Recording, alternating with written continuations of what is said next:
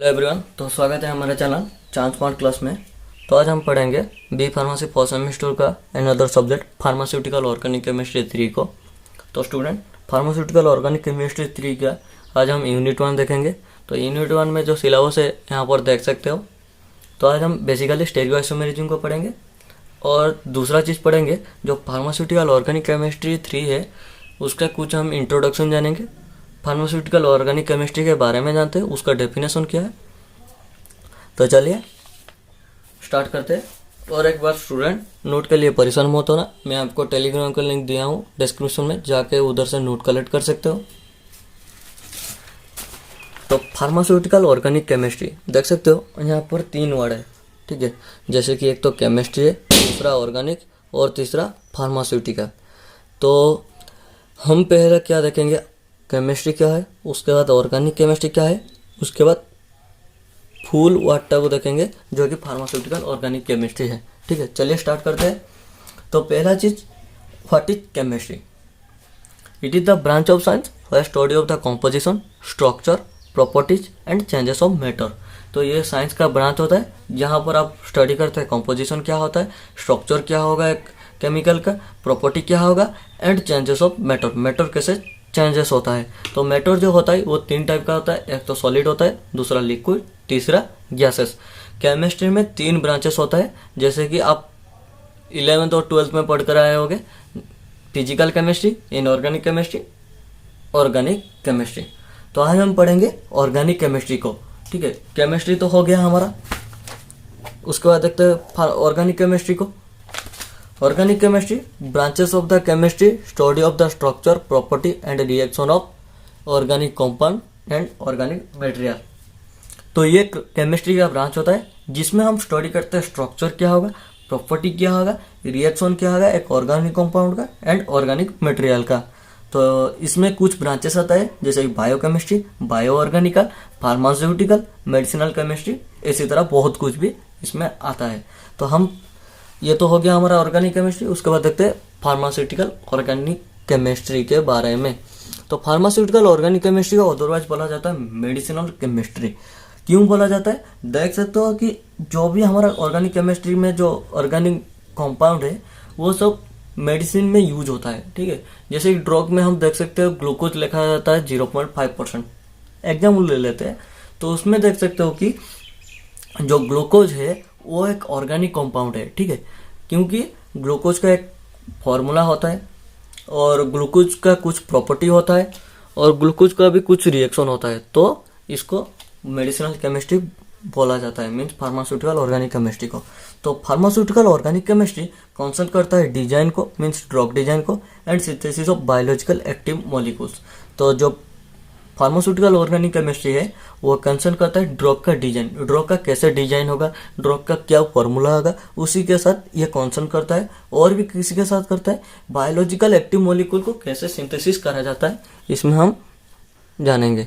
तो pharmaceutical organic chemistry deals with the structure, property and reaction of pharmaco analysis, the chemical analysis and organic compounds. तो इसमें जो pharmaceutical organic chemistry है उसमें हम क्या पढ़ेंगे, स्ट्रक्चर क्या होगा, प्रॉपर्टी क्या होगा, रिएक्शन ऑफ फार्माको एनालिसिस क्या होगा, केमिकल एनालिसिस कैसे करेंगे, ऑर्गेनिक कंपाउंड कैसे आएगा।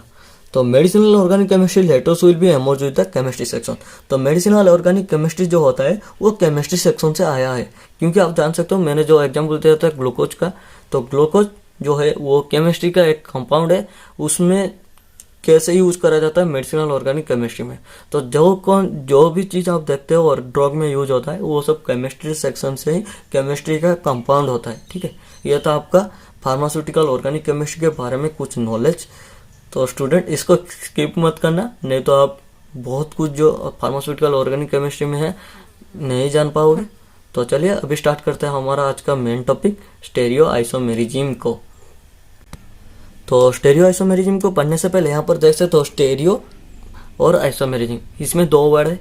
तो आइसोमेरिज्म क्या है इसको जानते हैं, तो आप भी जानते होंगे क्योंकि जो हमारा बी फार्मेसी सेकेंड सेमिस्टर में ये आइसोमेरिज्म को हम अच्छे से जाने थे, जैसे कि स्ट्रक्चरल आइसोमेरिज्म को, बट स्टेरियो आइसोमेरिज्म को नहीं जाने थे, ठीक है।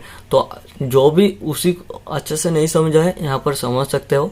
तो isomerism isomers are the molecules that have the same molecular formula but different property.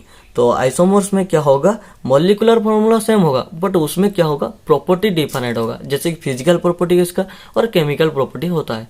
And the phenomenon is known as the isomerism. तो जो आइसोमर्स का फेनोमेनन होगा उसको बोला जाएगा आइसोमेरिज्म। तो आइसोमेरिज्म दो टाइप्स में डिवाइड होता है, जैसे कि स्ट्रक्चरल आइसोमेरिज्म और स्टेरियो आइसोमेरिज्म। तो स्ट्रक्चरल आइसोमेरिज्म भी उसके बाद 5 भाग में डिवाइड होते हैं, एक chain isomerism, position isomerism, functional group isomerism, metamerism and tautomerism. तो स्टेरियो आइसोमेरिज्म दो टाइप्स में पहले डिवाइड होते हैं, कॉन्फिगरेशनल एंड कॉन्फॉर्मेशनल। कॉन्फिगरेशनल दो टाइप में डिवाइड होते हैं, geometrical and optical. And conformational दो टाइप में, स्टैग्ड एंड एक्लिप्स्ड। तो स्ट्रक्चरल आइसोमेरिज्म को आप अच्छे से समझते होंगे, जो कि हमारा बी फार्मेसी सेकंड सेमेस्टर में था। तो हम इसको थोड़ा सा इसका डेफिनेशन जान लेते हैं, तो हमारा उसके बाद मेन टॉपिक स्टार्ट करेंगे। तो structural isomerism, it have the same molecular formula but different arrangements of the atoms in the molecules. इसमें क्या होगा, जो मॉलिक्यूलर फॉर्मूला होगा वो सेम होगा बट इसका जो अरेंजमेंट होगा वो सब डिफरेंट होगा। तो स्ट्रक्चरल आइसोमेरिज्म के बारे में इतना जानेंगे, उसके बाद हमारा आज का टॉपिक स्टार्ट करते हैं स्टेरियो आइसोमेरिज्म। स्टेरियो आइसोमेरिज्म का अलग नाम होता है स्पाइटल आइसोमेरिज्म। तो stereo isomerism is a form of isomerism in which the molecules have the same molecular formula and same structural formula but different arrangement of atoms in space. तो जो stereo isomerism होता है उसका मॉलिक्यूलर फॉर्मूला सेम होगा, ठीक है, और जो स्ट्रक्चरल फॉर्मूला होगा वो भी सेम होगा। स्ट्रक्चरल फॉर्मूला का अलग नाम होता है बॉन्डिंग सीक्वेंस, मीन्स जो कंपाउंड का जो बॉन्डिंग सीक्वेंस होगा वो भी सेम होगा बट जो डिफरेंट अरेंजमेंट होगा ना उसमें वो सब डिफरेंट हो जाएगा एटम्स के अंदर। तो स्टेरियो आइसोमेरिज्म का कुछ पार्ट मीन्स कुछ टाइप होता है। एक तो ज्योमेट्रिकल होता है, ज्योमेट्रिकल आइसोमेरिज्म दो टाइप में होता है, एक तो सीस आइसोमेरिज्म और ईजेड सिस्टम होता है, इसको हम पढ़ेंगे आज। और जो ऑप्टिकल आइसोमेरिज्म एंड एनंटियोमोर्स एंड डियास्टियोमोर्स, ये सब अलग अलग वीडियो में हम लेकर आएंगे। तो पहले चीज़ हम जानेंगे आज ज्योमेट्रिकल आइसोमेरिज्म को।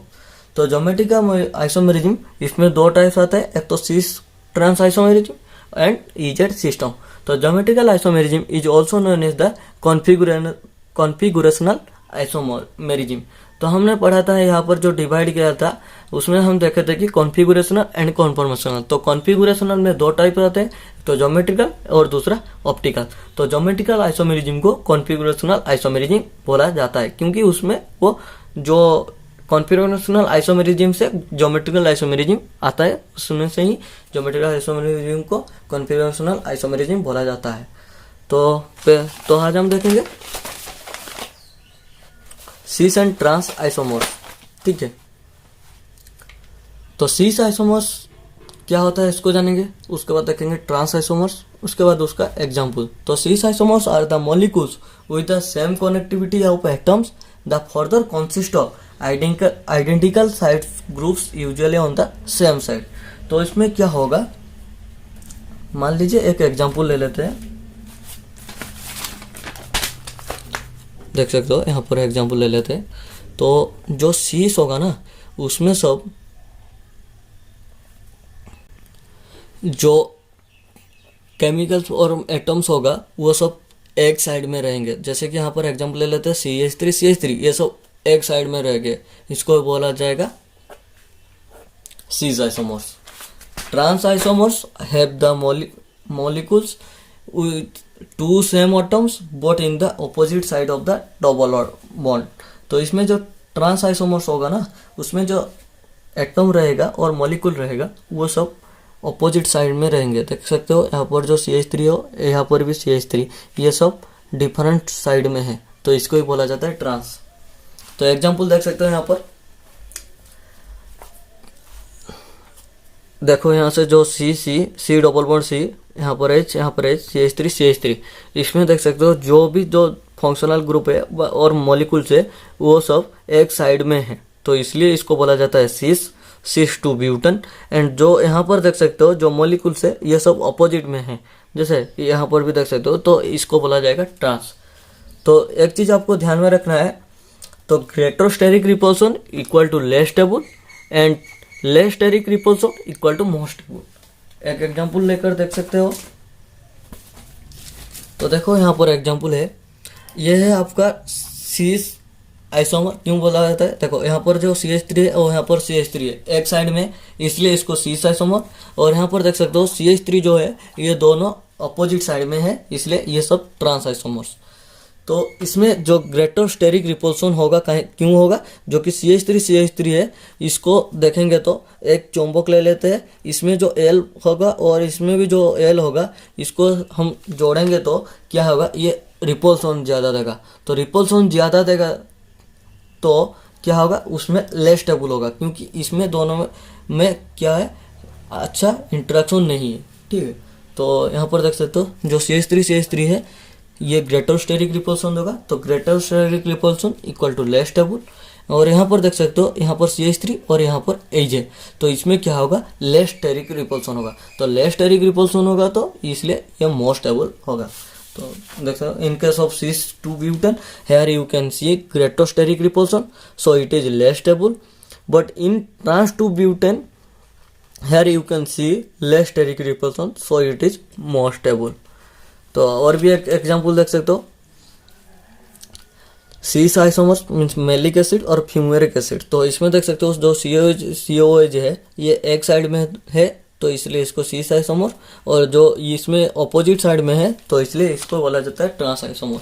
तो ये था आपका सीस और ट्रांस आइसोमर्स के बारे में। उसके बाद जानते हैं EZ सिस्टम के बारे में। ये आपका बहुत इंपॉर्टेंट सिस्टम है जो कि आपका जीपेड एग्जाम में भी पूछा जाता है, इसमें से क्वेश्चन आता है।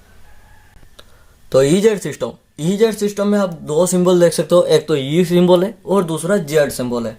तो Z सिंबल कौन सा होता है, जर्मन वर्ड से जिसोमेन, जो इसका मीनिंग होता है टुगेदर।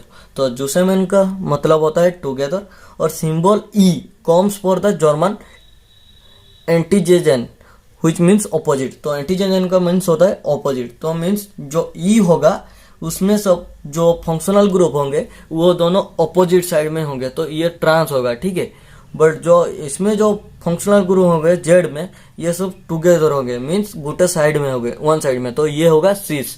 मतलब ये वो सीस और ट्रांस मीन्स यहाँ पर यूज नहीं होता है, बट इसमें आपको अच्छे से समझने के लिए मैं सीस ट्रांस को यूज करा। ठीक है, तो E the higher priority groups are the opposite side of the double bond. तो ई में क्या होगा, ई कैसे आएगा, ई सिस्टम का किसको बोला जाएगा, जिसमें हायर प्रायोरिटी ग्रुप होगा वो ऑपोजिट साइड में होंगे, और जेड में क्या होगा, हायर प्रायोरिटी ग्रुप जो होगा वो सेम साइड में रहेंगे। तो एक एग्जांपल लेते हैं, इसमें एग्जांपल देख सकते हो जो C डबल बॉन्ड C, यहाँ पर Cl है और यहाँ पर Br, यहाँ पर H और यहाँ पर F। तो हमारा सीक्वेंस जो होता है वो एटॉमिक नंबर के अनुसार, तो देख सकते हो HFClBr क्यों होता है, इसका एटॉमिक नंबर के अनुसार। तो Br का क्या है, हायर एटॉमिक नंबर होता है, और Cl का क्या होता है, उस Br से कम एटॉमिक नंबर। फ्लोरीन का क्या होता है, उसमें क्लोरीन से कम एटॉमिक नंबर। हाइड्रोजन क्या होता है, फ्लोरीन से कम एटॉमिक नंबर। तो यहाँ पर देख सकते हो जो Br है ये है हायर, इसको दोनों भाग में डिवाइड कर देते हैं जो कि डबल बॉन्ड है, तो इधर एक हो गया और उधर एक हो गया।